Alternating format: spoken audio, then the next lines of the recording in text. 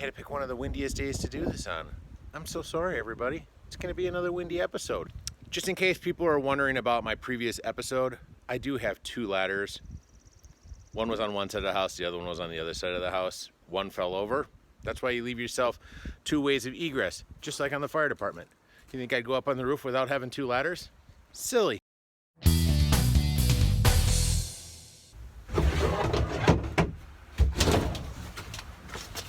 Alrighty, Will from the Weekend Homestead. This is part 2 of our 3-part series about how I get ready for spring. Step 1 was go up on the roof, check the gutters and the valleys, check your shingles, check your vents, and check the fireplace chimney and everything like that. Second one is we get our generator up and running to make sure that we're ready for storm season. So I'm going to show you what we get set up and what our setup looks like. I'm not going to actually show you how to install a transfer switch. There's plenty of videos out there. In fact, my buddy Eric over at Garden Fork, if you haven't checked out his channel yet, there's going to be a link right up here, or it's over here, or wherever it is. He has a channel, does all sorts of DIY stuff. I'll link to one of his videos about how to install a transfer switch. So when we first bought this place, the biggest issue that we had was the power going out.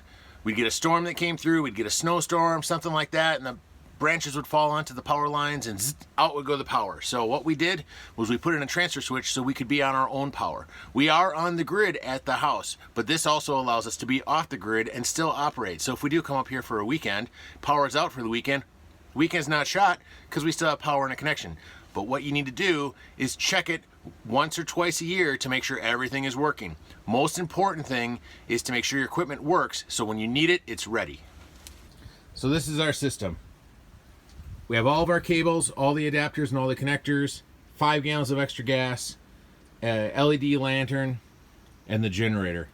The cool thing about this generator is it has a hookup to hook up for a transfer switch, but then it also has additional hookups for just regular 110. The reason why we like that is because I can run extension cords and lights, so I can have lights out here while the generator is running inside.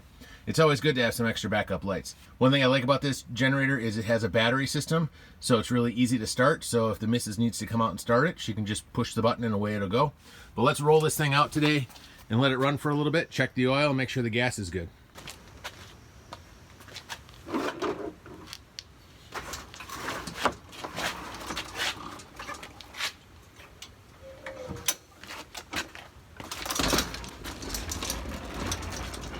Just a note, this is not a paid advertisement for this brand of generator. Any generator will do, just make sure you get the right specs for the system that you're looking to run. Alrighty, the system that we have is a Generac 8000E. It's got a 120 and a 220, and then it's got another 120 here. And behind this, I have another 120, but we use it for the charging mechanism. Has a really simple start mechanism, just off, run, and start. Down here is where your oil fill is.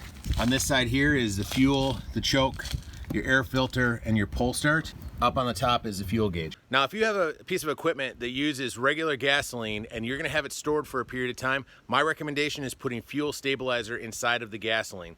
It'll allow it so that the, the ethanol and the corn that they put inside of the gas gums up your carburetors, makes everything sticky, won't start, and you have issues. Put stabilizer in there and it stabilizes the gas so it doesn't break down while it's in storage. Nothing worse than having something in storage for a long period of time. You take it out to use it and then all of a sudden it doesn't work. So we're gonna set this up, fire it up, let it run for 15 minutes to make sure everything's good, check the oil and check all the gauges on it, and everything should be good to go. Now, of course, when you're doing a live demo, it always works out that the thing will never start, but we'll see what happens. First thing you're gonna do is turn the fuel on. Once that's turned on, what I like to do is come over here and turn the choke on to full choke. That should hopefully help us get started. And then it's just as simple as turning to run.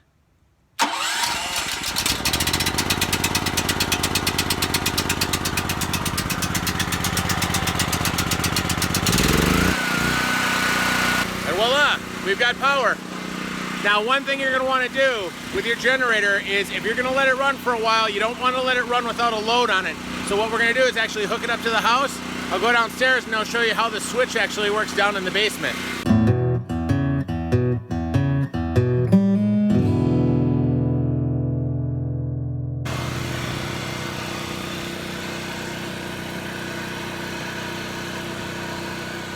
So here we are down by the power panel. This is the transfer switch. What this has is it has a number of circuits on it that are key to the house. Example, this one is for the well, this one is for the furnace, this one's for the master bedroom, kitchen, refrigerators, freezers, etc. This panel is what the generator will run. We still have a regular panel like everybody else, but these circuits are not run on the transfer switch. So let's say the power went out at the house. I'm going to simulate a power outage here. Ready? 1, 2, 3. So now all of the power is out in the house. What I did down here, by the way, install a little safety light that will run regardless if the power is out or not. So the house power is completely out right now.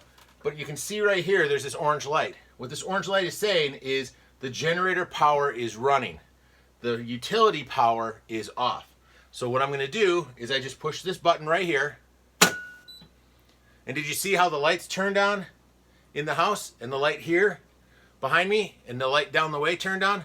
So if the power goes out in the middle of winter, it's okay. The furnace will still run.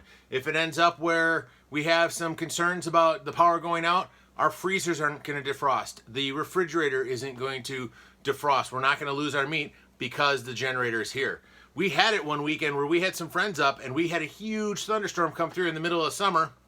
The power was completely out, but everybody still stayed at the house and we still had a good time because we just had the generator running. We had these circuits going.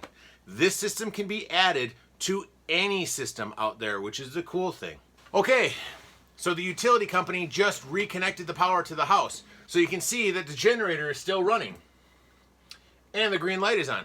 What that's telling me is we're getting utility power at the same time we're getting generator power. If I want to switch back to the system so that now these circuits are back on utility power, there's a round green button which says push to close. Push to close. Okay. Push. I just push that button.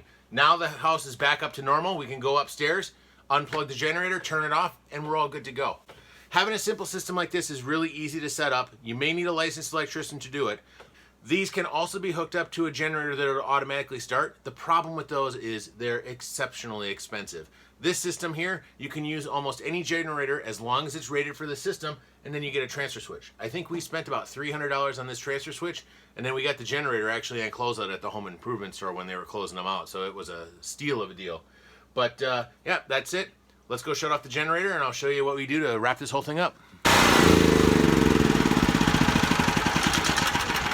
Now, one thing you might be asking yourself is, why do you have this AC piece plugged in here? There's actually a hole right here that this plugs into when the generator is running, and what it does is it recharges the battery. Since we know that generator started right away off of battery power, no need. So what I'll do now is I'm going to shut off the gas to make sure that we don't have any gas leaking or anything like that while we're sitting. And one other thing I forgot to note before I started this up is I checked the oil level to make sure it was good. Always check the oil level on your equipment before you fire it up. Now, before I put this back into storage, I'm going to make sure it cools down completely, so we'll let it sit out here for a little bit. The one thing I didn't think about when I made this video is now I got to go reset all the clocks in the house because I shut the power off. All right, so that's how the transfer switch works. It's really, really simple. Just a generator and a hookup to your electrical panel in the basement. If you don't feel comfortable about working with your panel, hire an electrician. For us, it was something I feel really comfortable at doing electrical, so it was a really easy setup. We have it hooked up to the outside, and we just have a gas generator. Like I said, you can get a propane powered generator that automatically turns on and off. You can do this in the city, you can do this in the country, you can do this anywhere. Eric will have some videos from Garden Fork that'll show you how to install a transfer switch on your house and why it's important to have one. So hopefully you got some information out of it. You can see kind of how we do it, but it's one of the things we do in spring to make sure we're ready. In the wintertime, in the fall, I'll do this to make sure it's all ready to go, so when we get the winter storms, we can still pull it out and use it. Now that we're getting a storm season, it's good to have it also in case the power goes out here at the house. If you have any questions, leave some comments down below about transfer switches and I'll see if I can answer them. Otherwise, in part 3, we're going to cover what I do to my windows on the outside of the house to get ready for spring in the next video. See you then.